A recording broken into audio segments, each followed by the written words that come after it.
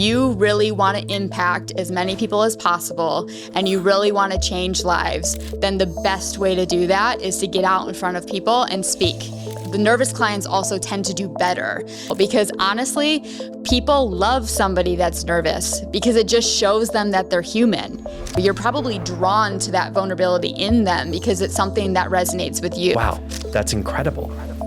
So there's actually some pretty easy techniques when you get a little outside of the box and think a little differently about this. Structure of a good presentation or a talk. What does that look like? I watched some of my very first talks and very first presentations that I ever did where I'm the most nervous and not polished at all. What I have found actually is authenticity is what everybody's craving. Human connection is what people really want. And so I think of presentations in this space as more of conversations.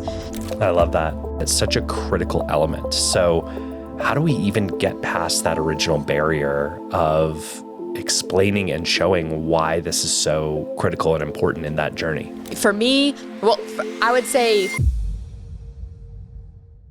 Welcome to the Freedom RX podcast. I'm your host, Seth Conger, and today joining me is our VP of Service, Nicole Collicott. And Nicole and I were actually clients together way back in the day, before both of us started working for Freedom Practice Coaching, and now we get to work side by side together on the leadership team for our entire ecosystem. Today we are going to have a really fun conversation around one of the number one fears of humankind in general, which is public speaking, and how that actually fits into this model that we have that encourages both higher participation, higher performance, and higher profits for our practitioners. So Nicole, thank you so much for joining me again on this show. And I'm excited to really dive into this with you today. Thanks, Seth. I'm excited to be here. Amazing. All right. So before we talk about the fear side of this with public speaking in general, we refer to the public speaking portion and everything that goes around it as pre-education. And there's kind of like this whole structure around pre-education that really kicks off the prospect and eventually patient journey. Can you walk us through what we refer to as pre-education, what the different components of that and why it's so important?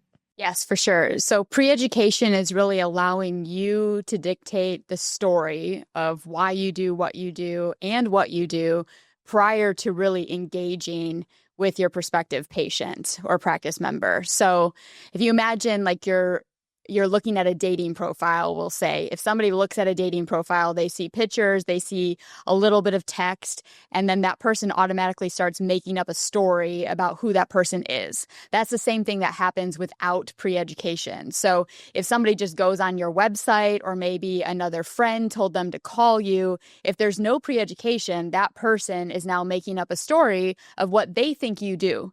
And some of those assumptions may be correct and some of them may be way off. So instead of allowing them to create their own story, pre-education allows you to dictate what that story is and allow the patient to then choose to continue to engage with you or not, depending on if that feels congruent for them. So it's really allowing you to meet people where they're at in the very beginning and for you to really explain who you are, why you do this, so you can attract the right type of patient or clients, because getting your phone to ring is easier. So a marketing company can get you booked, can get people on your schedule, but not every lead is created equally. So we want to get the right people on your schedule. So before they get on the schedule, you want to have that pre-education piece, and how you do the pre-education piece is really important.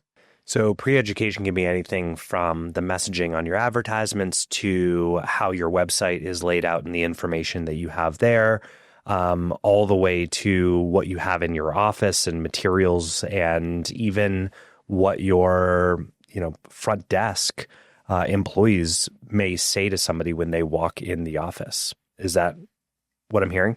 Absolutely. And I think the most important piece of pre-education is the piece that a lot of people actually don't want to do, which is some sort of presentation or video recording where it's actually a conversation. And most people don't love getting up in front of people or don't love watching themselves or listening to themselves on camera. So that's the piece that everybody wants to leave out, but it is the piece that allows you to really create a potential connection with somebody before they meet you. So my goal is all of our practices, the patients come in feeling like they already know that practitioner, because then that allows the conversation to go to the next level. But you need that video or personal presentation connection to be able to do that. But everything you said, yes, the website, how your team interacts, all of your advertising, that's all forms of pre-education that lead somebody into your practice. So let's jump into that video presentation, potentially on stage,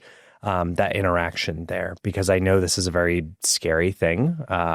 We don't have a whole lot of practitioners who come in saying, I love doing this. Some of them want to be a platform speaker someday and want to go on a speaking circuit, but usually they've had a lot of practice before they get to that point. So we're dealing with a lot of people who are very adverse to doing this part of the pre-education, yet it's such a critical element. So how do we even get past that original barrier of explaining and showing why this is so critical and important in that journey?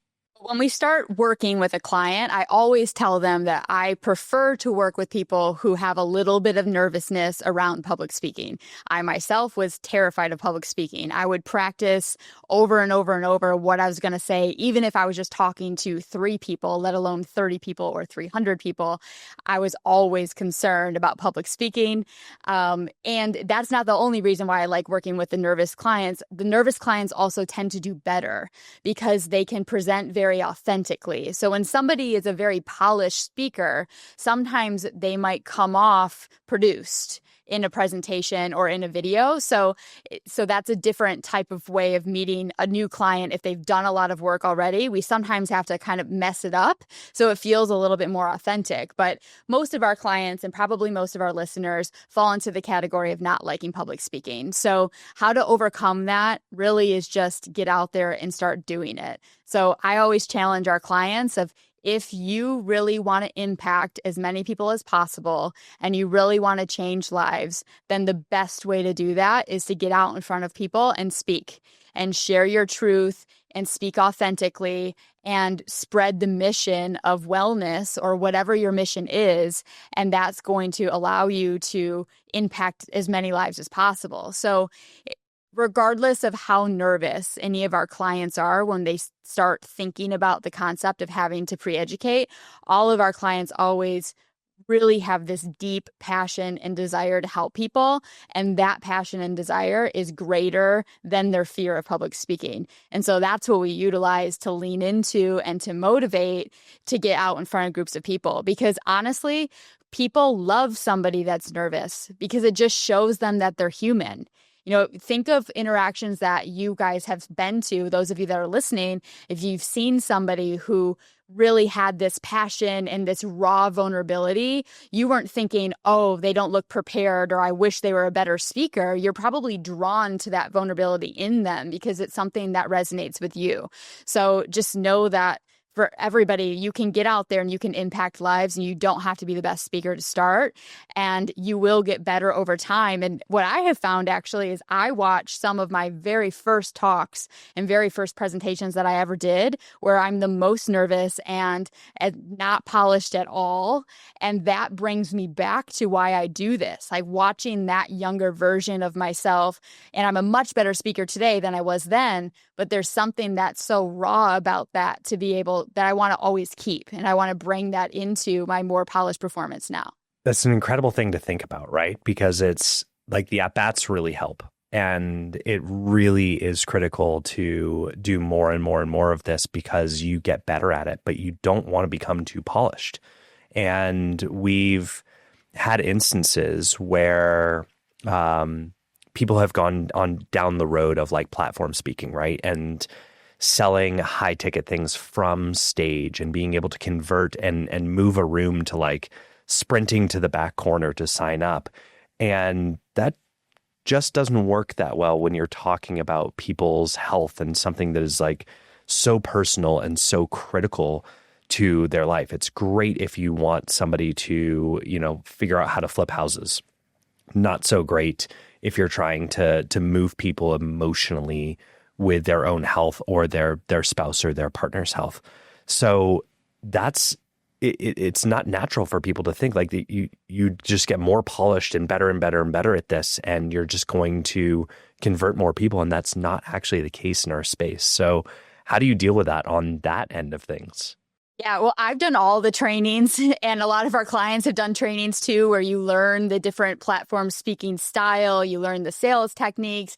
And so I can now, and our whole coaching team can quickly identify where somebody might be going down that path and teach them how to stay very real and raw and vulnerable in this type of speaking, because your patients want to know who you are. They feel so afraid of who to trust, especially today with technology and everything out there, AI. They don't know if a video is real or what they're reading is real. So they want to see somebody and they want to really understand you and trust you. And the more polished you get and the more you learn on how to speak and how to do a presentation from stage, you can lose that piece. And so that's what's really important to keep, and understanding your story and communicating your story in a way that'll really connect to people and honing in on that message. So the good news for our clients is that we know the path that people can go down where they lose that.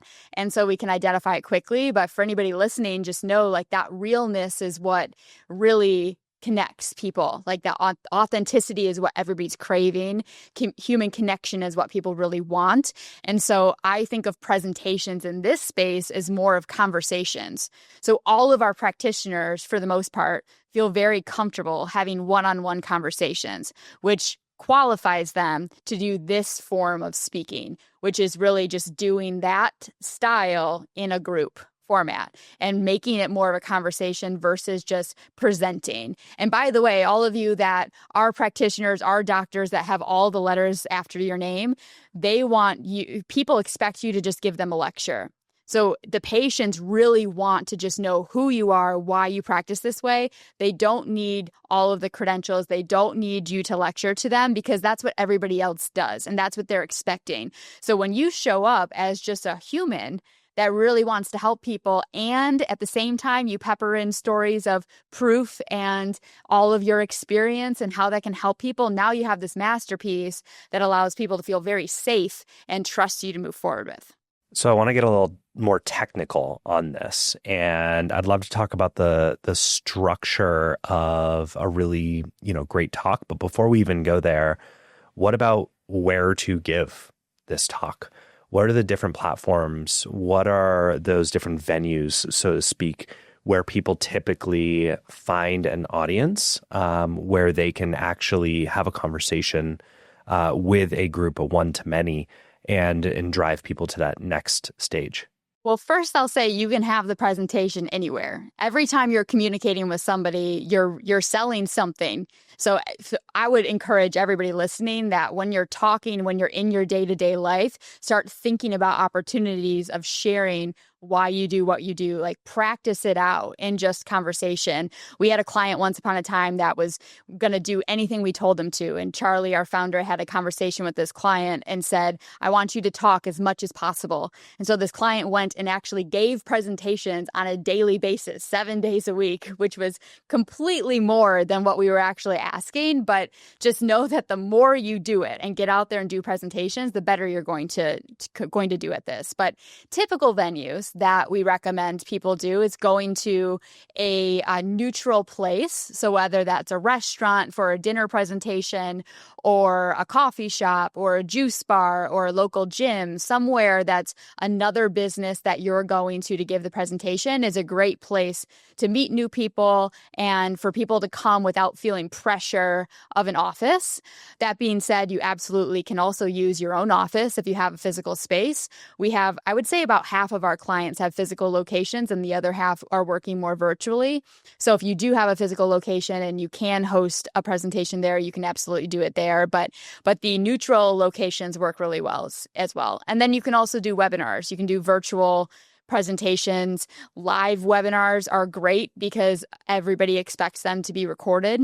So if you're live and you're actually engaging with people and responding to what they're saying in real time in the chat, that's a completely different experience than what they think.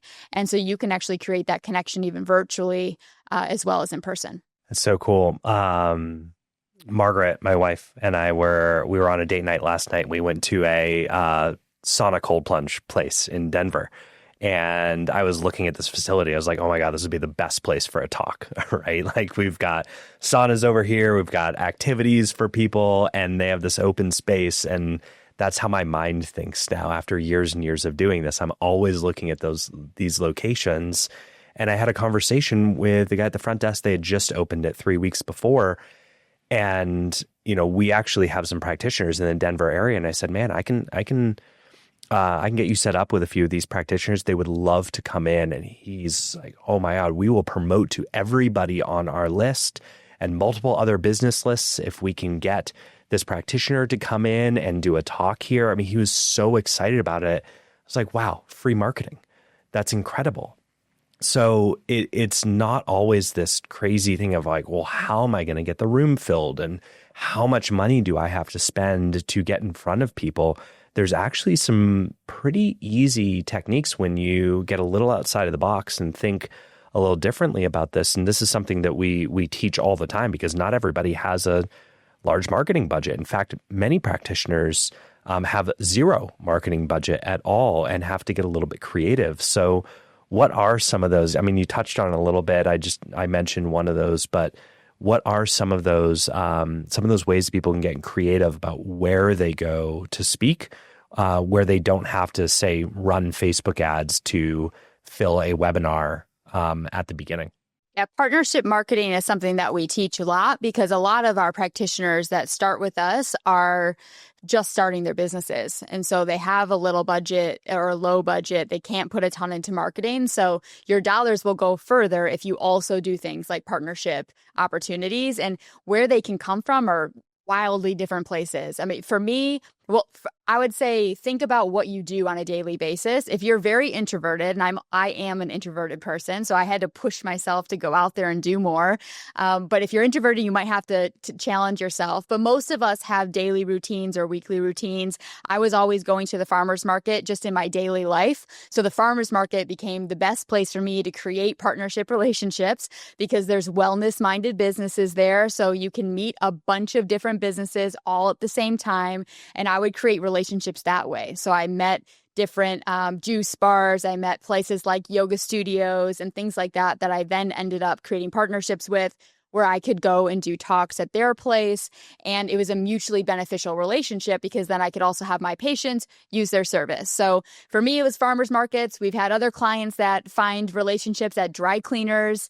It can be really anything. So just as you're going through your day, if you are a business owner, you really want to work towards being 100% who you are in every avenue. So if you have your work life and your personal life, it's really difficult to balance those two things and own that business. So this is really a lifestyle business that you're creating if you're in the wellness field especially, but really the medical field in general. So everywhere you go, you can be seeking out those opportunities and creating relationships that can be beneficial for both parties.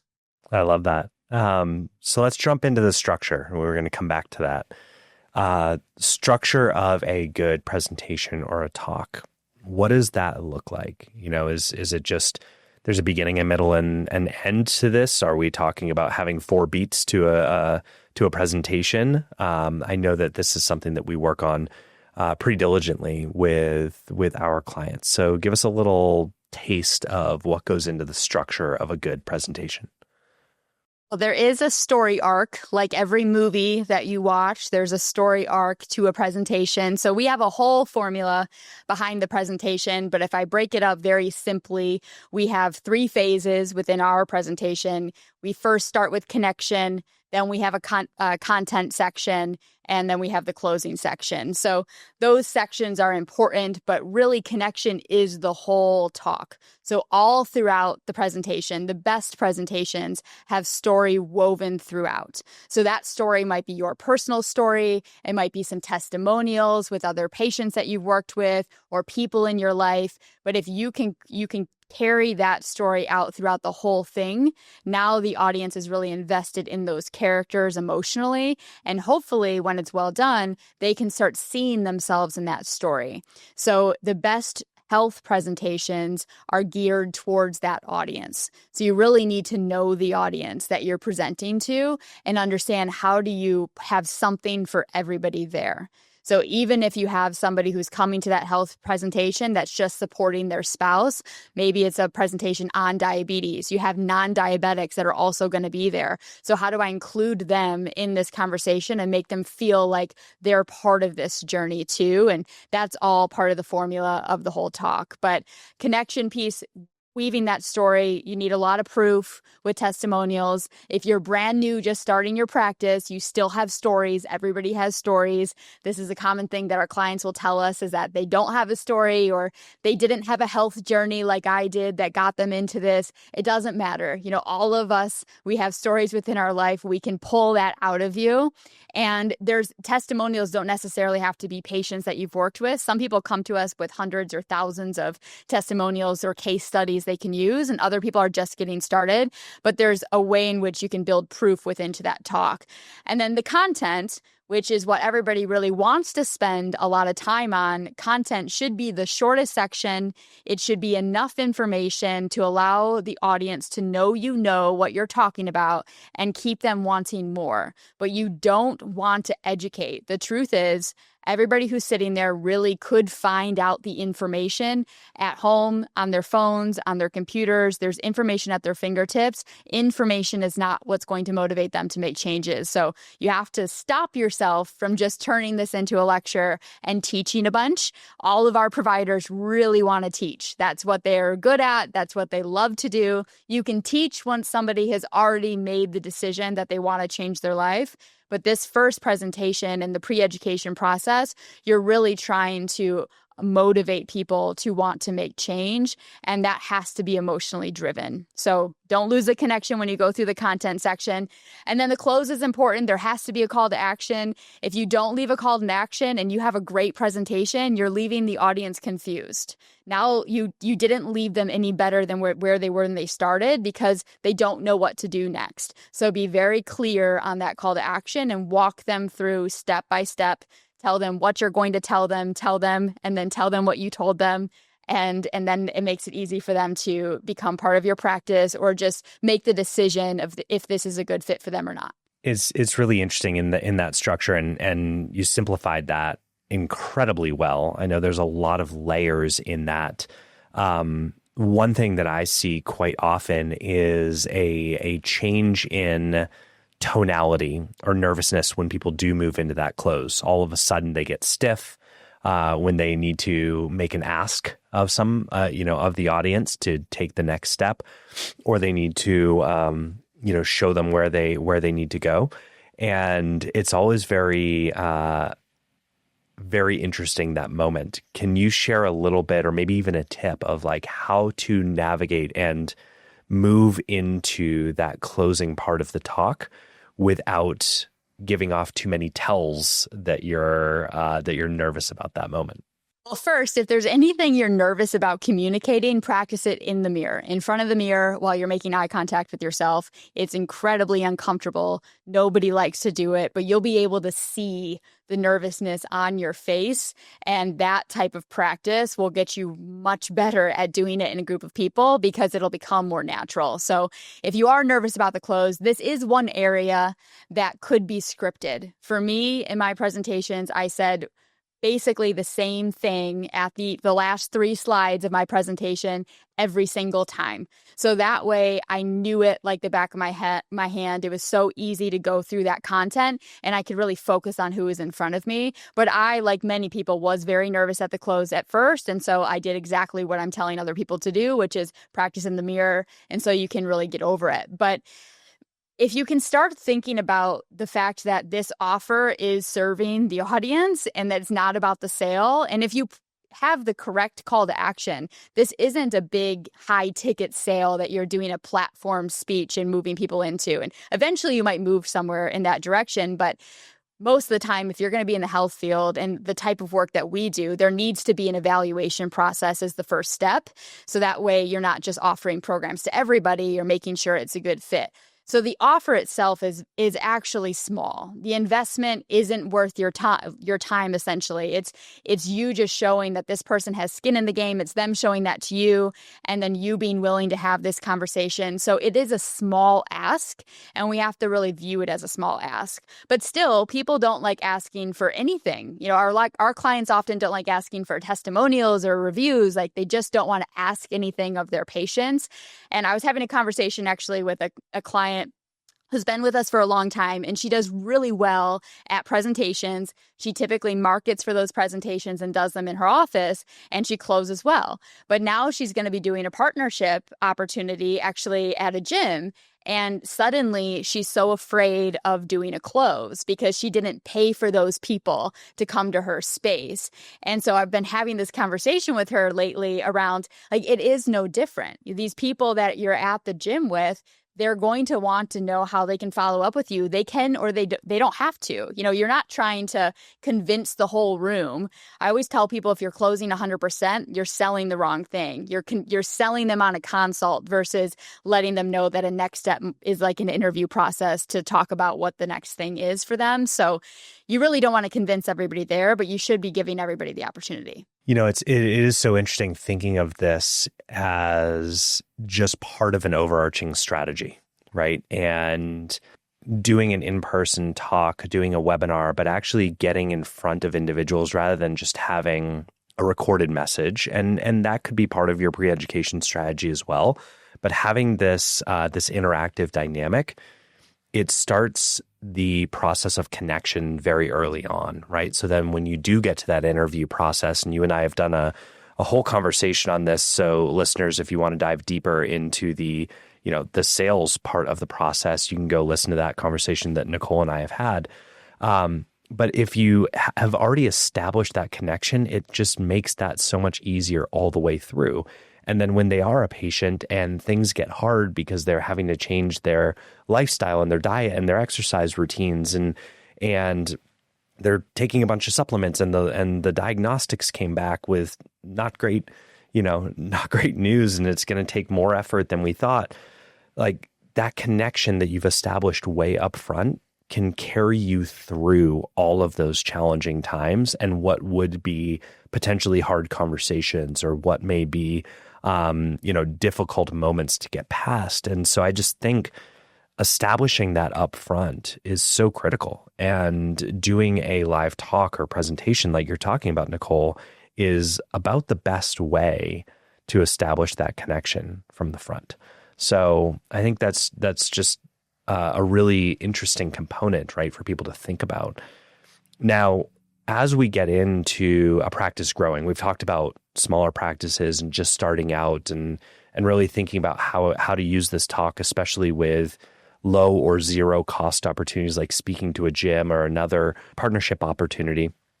How do larger practices or enterprise groups really think about presentations or talks or even just public speaking in their growth strategy? How does that fit in for them? It's really unique to each individual that we work with. So for some people, if you have multiple locations, for instance, in a big practitioner team, you might have some practitioners that are speaking on behalf of the clinic, and the clinic really becomes the authority. But these even smaller talks for those larger type practices can still really feed that practice and that machine.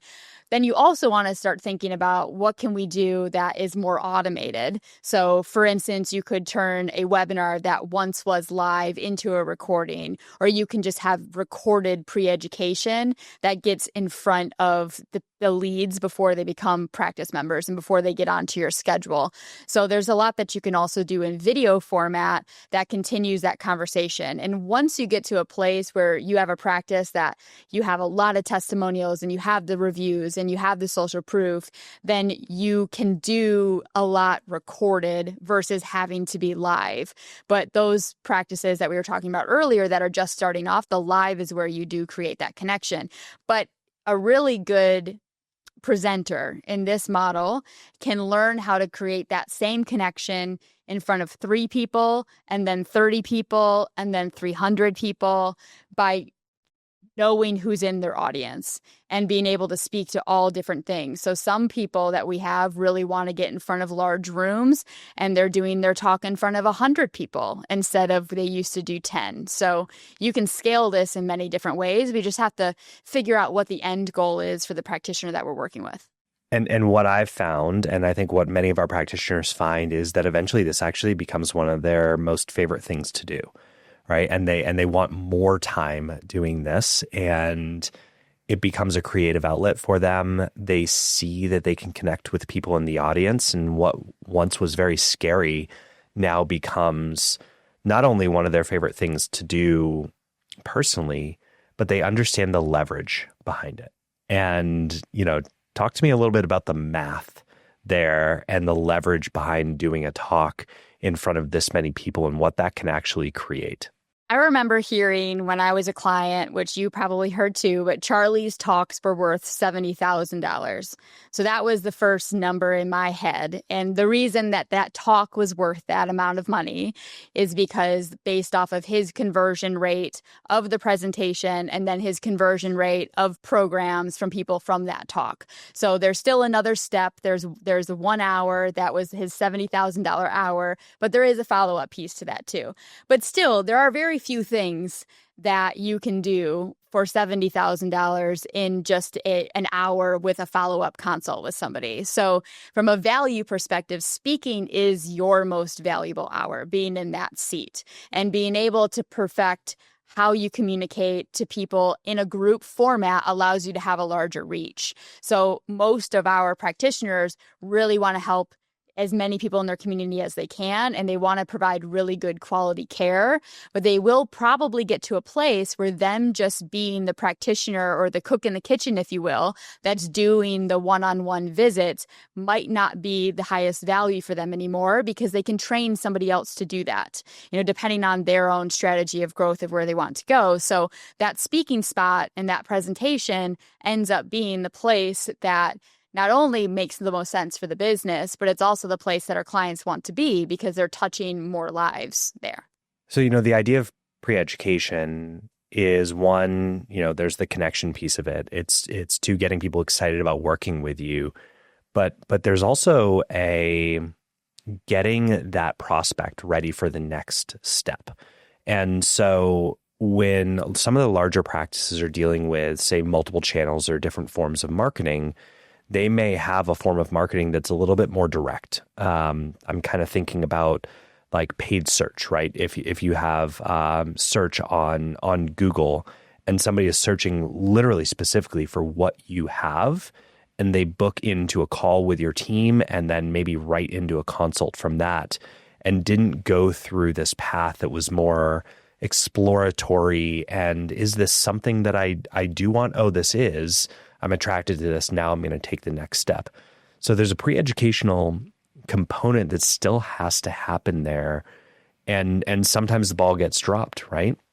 If you don't have that recording or you don't have that information.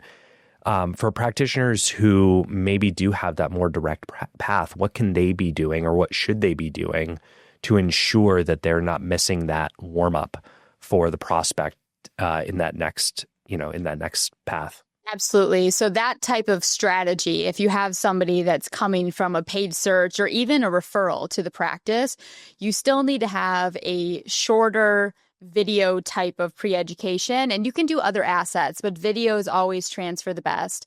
So we typically teach around a 15-minute video for a strategy like this. In that video, you want to convey who you are, why you do what you do, why what you do is different, and a little bit that shows what that thing is. So for a lot of our practices, that's their 5 pillars of health. So they go through a little bit of the system and then talk through the next step. So it's short and sweet, but it still really shows the who you are, why you're doing this. So it helps that patient develop trust with you before they get on the phone and then get into your office. So the most optimized strategy for this typically is they come from an ad, they get some pre-education, they do a discovery call that's free, and then they come in for a paid consult. So some people listening might say, well, I just want to have my prices transparently on the website.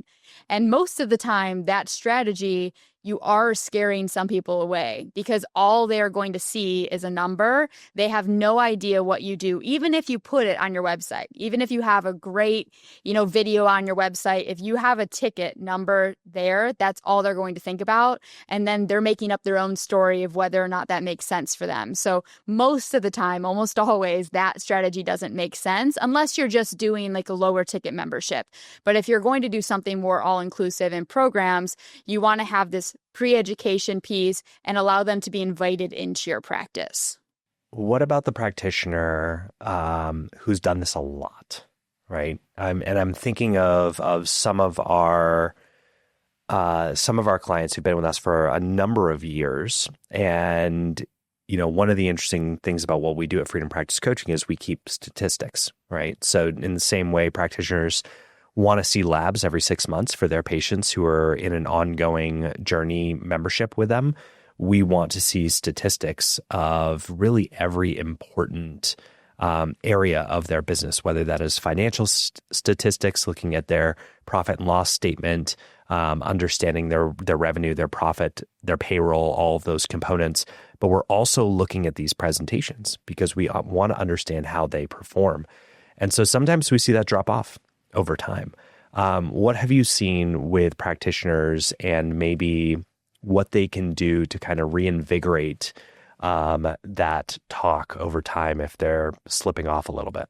Yeah, 6 months ago or so, I was working with a client who's been with us for, I would say, 10 years. I think he's been around as long as we have been around or I've been around. And he's been doing a similar talk for that amount of time, and he sent one in for me to do a review. And as I was watching it, it just wasn't him. It wasn't the guy that I know. He's a great speaker. He has done really great in this model, but just in general, he's a really charismatic guy. He's a really good storyteller, and I love watching him speak. He was on our stage recently, talking, and I'm watching this presentation, and it was just felt dull or lackluster. It felt like he didn't really want to be doing this.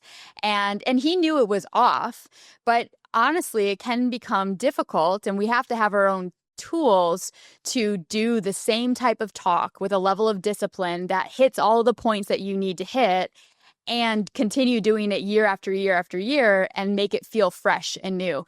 And so I had a coach once upon a time that told me, remember, it's their first time.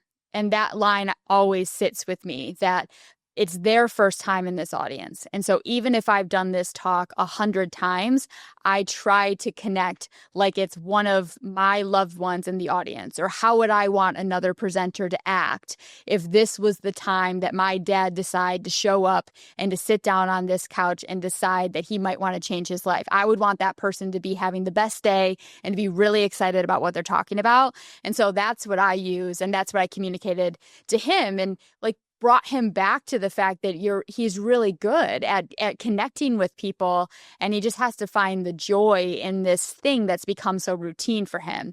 And so he came back and we did another review a few weeks later, and he had crushed it. He moved a ton of people into the practice and into programs, and it felt really good. And so that was awesome. Reviewing that talk was so good. And I took the first 15 minutes of his presentation and said, how often do you feel like you tell the story like this? And at the time, he answered just saying, every time. I always say it that way.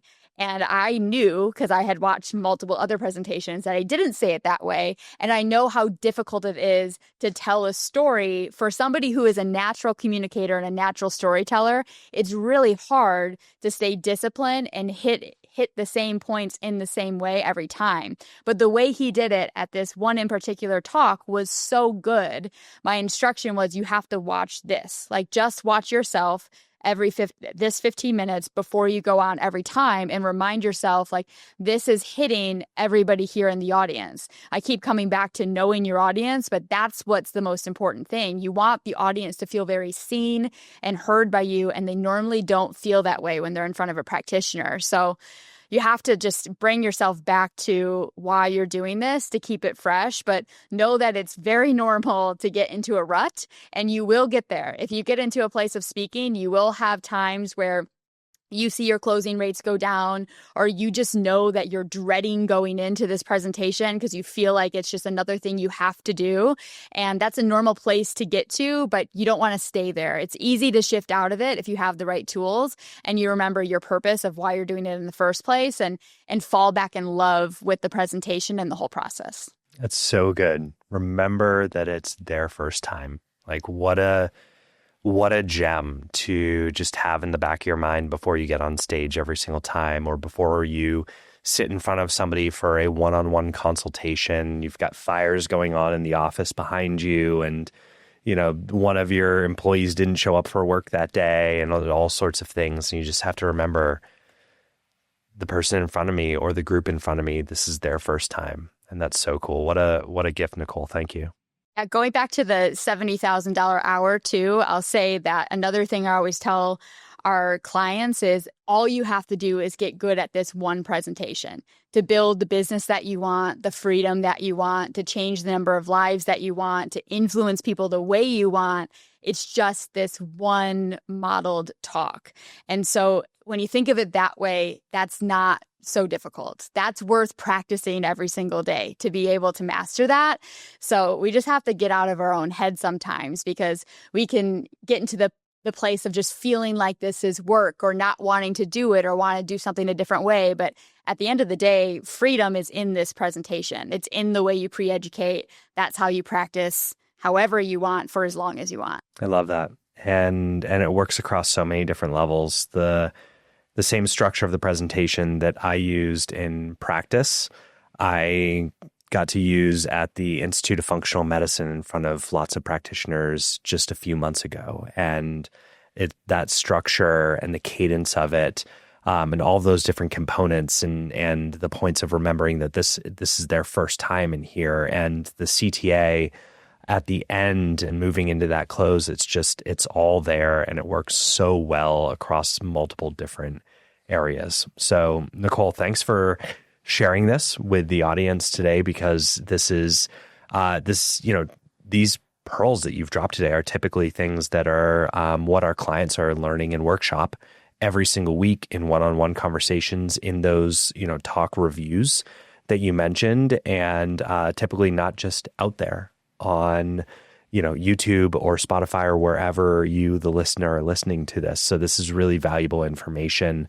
And Nicole, you've had so many reps with this, not just only yourself, but also in teaching this to many different types of practitioners from all different specialties, and seeing that the format really does work across the board with a little bit of nuance here and there. And I just love all the stuff that you've dropped today. So thank you so much for being on here and sharing this information. For those of you who are listening, if you'd like to have more conversations like this, just let us know. Hit us up in the comments. Tell us what you want to hear about, because we are super excited to share this information. I love having my colleagues on here with me, talking about the areas of expertise that they have. And you can get the alerts of that by just hitting the subscribe button on the bottom, whether you're on YouTube, Spotify, Apple Podcasts, or wherever you are. And look forward to more conversations like this with Nicole and other members of our team, our clients, our partners, and our entire ecosystem. And this has been the Freedom RX podcast. Thanks again, Nicole, for this incredible conversation.